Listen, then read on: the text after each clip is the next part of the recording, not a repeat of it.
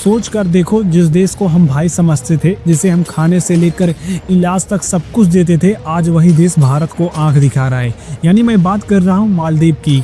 वही मालदीव जहाँ घूमने के लिए हर साल हजारों भारतीय जाते हैं, जहाँ की इकोनॉमी का बड़ा हिस्सा भारत की वजह से चलता है। और आज हाल ये है कि वहाँ से आवाज आती है इंडिया आउट। यानी अब सवाल सीधा है, आखिरकार अचानक ऐसा क्या हो गया? छोटा सा देश और भारत जैसे बड़े देश से टकराव, आखिरकार ये क्या है? और सबसे बड़ा सवाल, इसके पीछे आखिरकार खड़ा कौन है?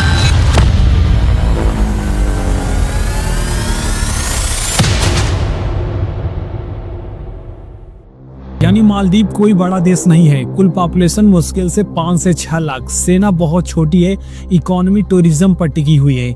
और इस देश को जब भी जरूरत पड़ी, चाहे पानी की हो, चाहे मेडिकल इमरजेंसी की, चाहे नेचुरल डिजास्टर की, भारत सबसे पहले खड़ा हुआ। यानी चाहे 2004 की सुनामी हो, चाहे 2014 का पानी का संकट हो, या कोविड के समय वैक्सीन, भारत ने बिना शर्त की मदद की। लेकिन अब कहानी एकदम पलट गई है। और जहाँ असल मोड़ आया 2023 के चुनाव में, जब नए राष्ट्रपति बने मोहम्मद मिर्ज़ी, और चुनाव जीतते ही उन्होंने वो किया जो किसी दोस्त को नहीं करना चाहिए था। जहां उन्होंने कहा कि मालदीव से भारतीय सैनिक हटाओ, यानी इंडिया आउट। अब ध्यान से समझना, यानी मालदीव में भारत की जो मिलिट्री प्रेजेंस थी, वो लड़ाई के लिए नहीं बल्कि रेस्क्यू, मेडिकल हेल्प और सर्विलांस के लिए थी। मतलब अगर समुद्र में कोई डूबे, अगर कोई जहाज फंसे, तो भारत इसके लिए मदद करे।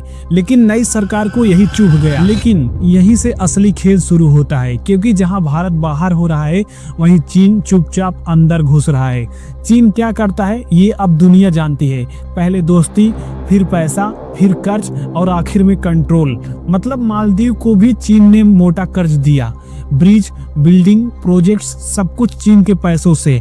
आज हालात ये है कि मालदीव की जीडीपी का बड़ा हिस्सा चीन के कर्ज में फंसा हुआ है। और कर्ज मुफ्त नहीं होता, उसकी कीमत होती है, यानी देश की आजादी। लेकिन अब जरा इसे भारत की नजर से समझो। यानी मालदीव सिर्फ एक आइसलैंड नहीं है, ये हिंद महासागर के बीचों बीच बैठा हुआ मोहरा है। यानी अगर यहाँ चीन की मिलिट्री एंट्री हो गई तो भारत के लिए खतरा सीधा हो जाएगा। यानी इंडियन नेवी की हर मोमेंट पर नजर, ट्रेड रोड्स पर दबाव, सिक्योरिटी खतरे में रहेगी। मतलब बिना एक गोली चले भारत को चारों तरफ से घेरने की तैयारी। और सबसे दिलचस्प बात यह है कि मालदीव के कुछ मिनिस्टर्स खुलेआम भारत और भारतीयों का मजाक उड़ाते हैं, यानी सोशल मीडिया पर इंसल्ट करते हैं। लेकिन याद रखो, टूरिज्म का सबसे बड़ा ग्राहक कौन है? यानी भारतीय। और भारतीय ने जब टूरिज्म पर हल्का सा भी मूड बदला तो मालदीव की इकोनॉमी हिलने लगेगी। यानी ये सच्चाई है कि मालदीव भारत के बिना चल नहीं सकता, लेकिन पॉलिटिक्स में उसे चीन के सहारे खड़ा किया जा रहा है। अब सवाल उठता है कि आखिरकार भारत क्या कर रहा है?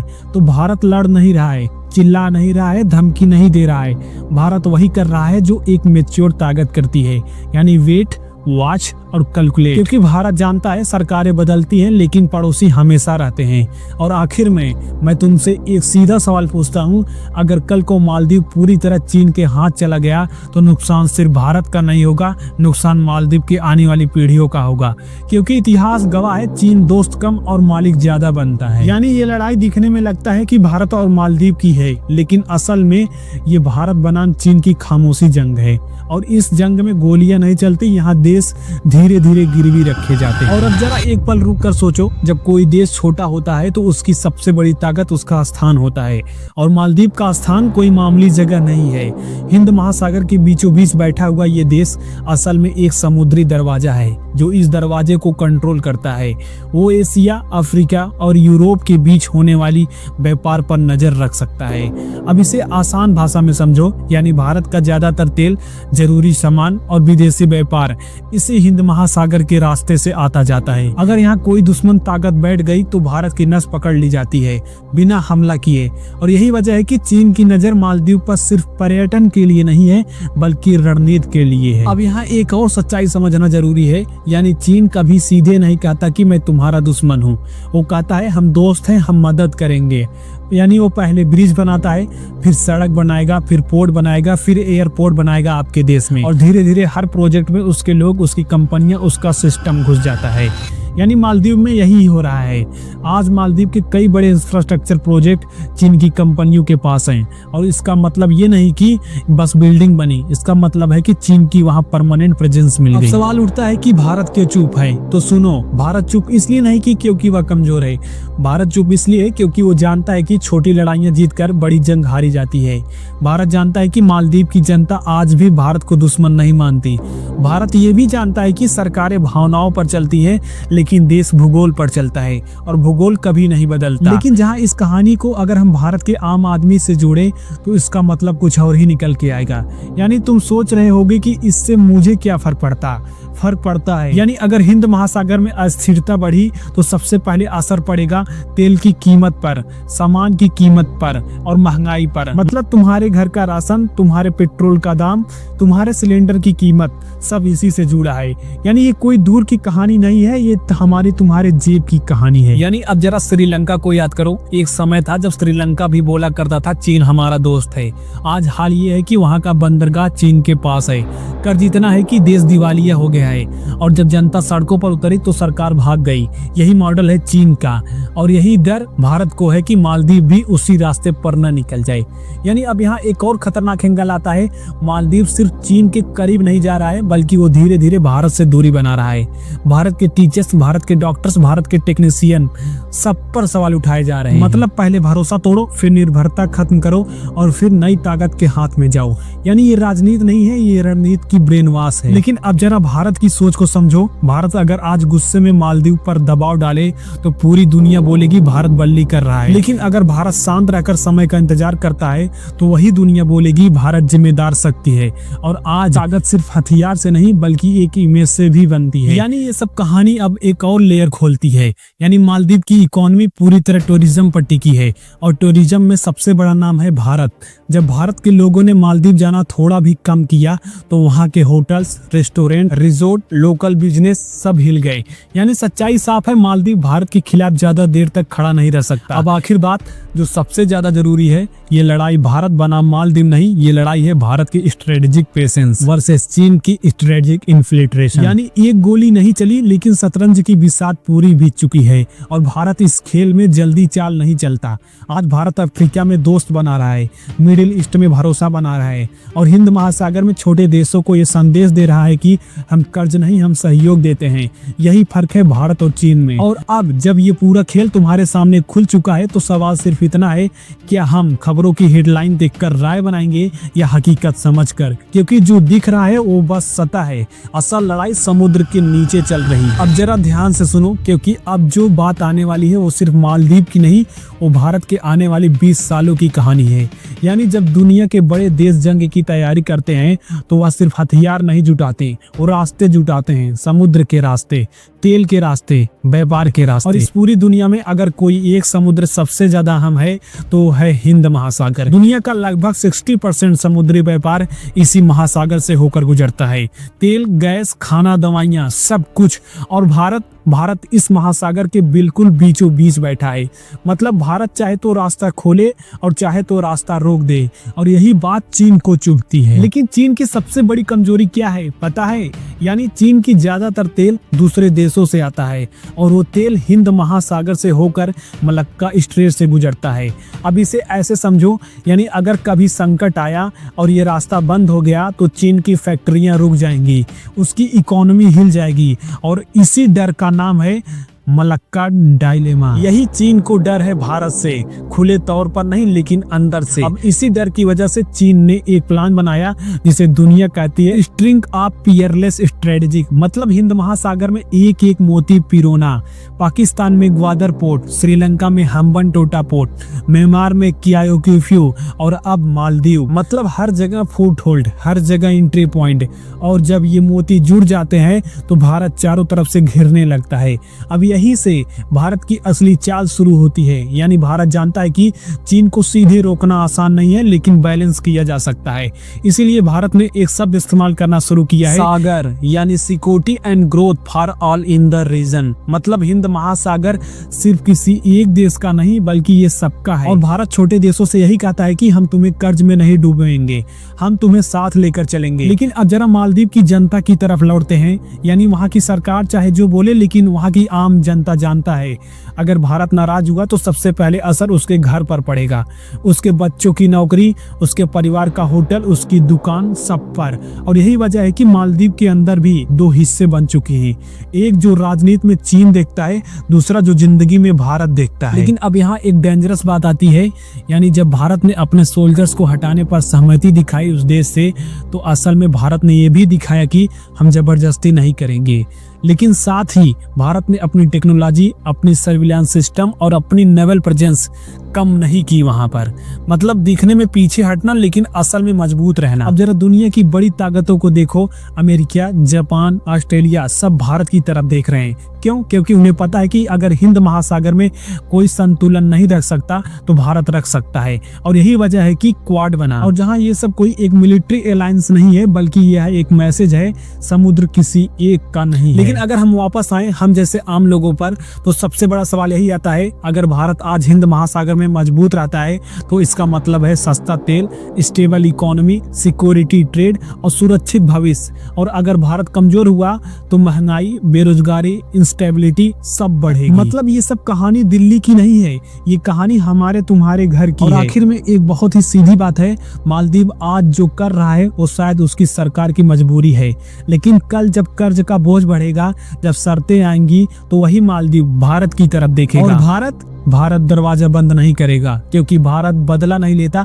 भारत भविष्य बनाता है। तो अब जब अगली बार तुम इंडिया आउट सुनो तो डरना मत, समझ जाना ये शोर है, असल खेल खामोशी में चल रहा है।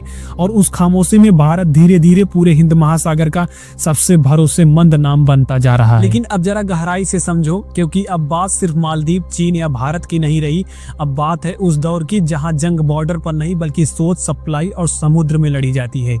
आज की दुनिया में जिस देश के पास हथियार हो लेकिन रास्ते न हो वो कमजोर है, और जिस देश के पास रास्ते हो लेकिन हथियार न भी हो तो वो ताकतवर है। भारत आज उसी मोड़ पर खड़ा है। यानी अब जरा पीछे मुड़कर देखो, 1990 के दशक में भारत अपने ही अंदर की समस्याओं से जूझ रहा था, गरीबी, आर्थिक संकट, कमजोरी, डिप्लोमेसी। यानी उस वक्त हिंद महासागर में भारत मौजूद तो था लेकिन निर्णायक नहीं था, और उसी वक्त चीन ने चुपचाप काम शुरू कर दिया। आज उसका असर हमें श्रीलंका में दिखता है, पाकिस्तान में दिखता है, अफ्रीका में दिखता है और अब मालदीव में दिखता है। लेकिन कहानी यहाँ पलटती है, क्योंकि पिछले 10-12 सालों में भारत ने एक बात समझ ली, यानी अगर भविष्य सुरक्षित करना है तो सिर्फ सीमा नहीं बल्कि समुद्र भी संभालना पड़ेगा।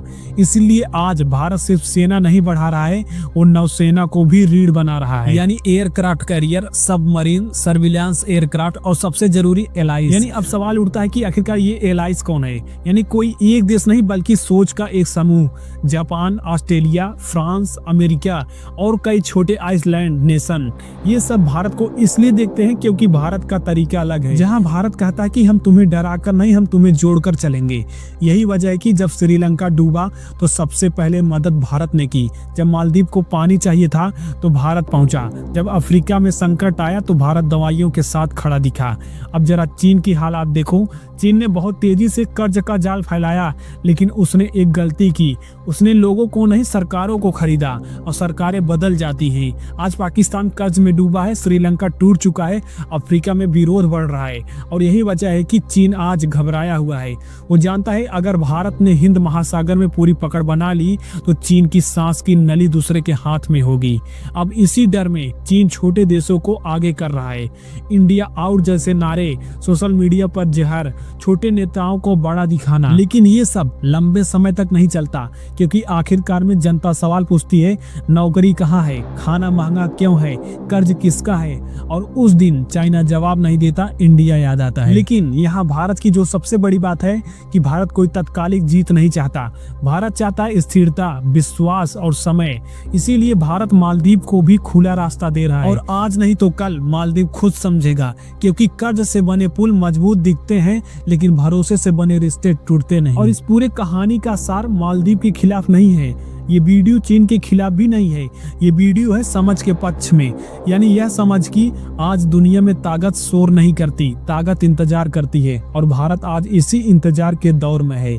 यानी जब अगली बार कोई कहे भारत कुछ क्यों नहीं कर रहा है, तो उसे बस इतना कहना, भारत कर रहा है, बस कैमरे के सामने नहीं, नक्शे के पीछे। क्योंकि असली फैसले हेडलाइनों में नहीं बल्कि हिंद महासागर की लहरों में लिखे जाते हैं। और याद रखना, देश कभी एक दिन में नहीं गिरते और न एक ही दिन में महान बनते हैं, लेकिन जो देश धैर्य रखना सीख ले वो इतिहास बदल देता है और भारत आज उसी रास्ते पर है। और अब इस पूरी कहानी के आखिर में मैं तुमसे कोई नारा नहीं लगवाऊंगा, कोई तालियां नहीं बजवाऊंगा, बस मैं तुम्हें सोचने पर मजबूर करूंगा, क्योंकि असली लड़ाइयां शोर में नहीं जीती जाती, असली लड़ाइयां खामोशी में जीती जाती हैं। आज मालदीव जो कह रहा है वो शायद उसकी सरकार की आवाज है, लेकिन कल जब सच्चाई सामने आएगी तो आवाज बदलेगी, क्योंकि समुद्र झूठ नहीं बोलता, नक्शा राजनीति नहीं देखता और भूगोल किसी के भाषण से नहीं बदलता। भारत ने न आज अपमान किया न आज धमकी दी, क्योंकि भारत जानता है जो रिश्ते भरोसे से बनते हैं उन्हें दबाव से नहीं चलाया जाता।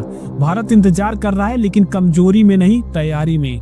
और याद रखना, चीन जहां कर्ज देता है वहां डर छोड़ जाता है, भारत जहां मदद करता है वहां भरोसा छोड़ जाता है। और आज यह फर्क समझ में आए या न आए, लेकिन कल जब हिसाब होगा तो देश वहीं टिकेगा जिसके साथ लोग खड़े होंगे। लेकिन ये कहानी मालदीव पर खत्म नहीं होती, ये कहानी हिंद महासागर पर भी खत्म नहीं होती। ये कहानी हर उस भारतीय तक जाती है जिसे लगता है कि दूर की राजनीति का उसकी जिंदगी से कोई लेना देना नहीं, क्योंकि जब समुद्र डगमगाता है तो सबसे पहले आम आदमी की जिंदगी ही हिलती है। और अब आखिरी बात जो ध्यान से सुनना, यानी आज जो देश भारत को बाहर करने की बात कर रहे हैं, कल वही देश भारत की तरफ देखने को मजबूर होंगे, क्योंकि ताकत थोड़े समय के लिए डर से चल सकती है, लेकिन दुनिया लंबे समय तक भरोसे से ही चलती है। भारत न चिखता है न जल्दबाजी करता है, भारत बस समय को अपना साथी बना लेता है।